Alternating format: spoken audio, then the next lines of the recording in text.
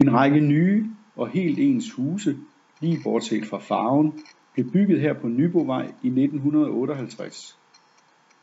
Drømmen om eget hus med have kom nærmere nu, hvor seriefremstillede typehuse skød op i byernes nye parcelhuskvarterer.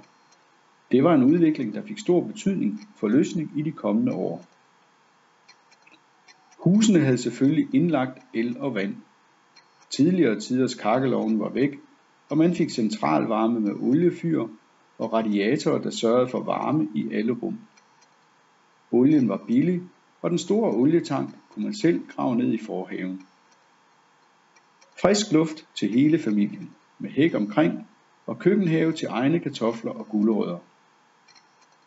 En græsplæne til at spille bold og lege på, og ikke mindst en terrasse, hvor mor kunne slikke i sol, når hun kom træt hjem fra arbejde.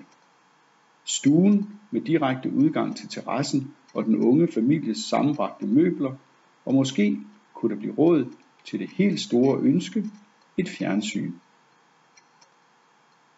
Det hele tegnede lyst, svigerfar var stolt, og de glade 60'ere lå forude.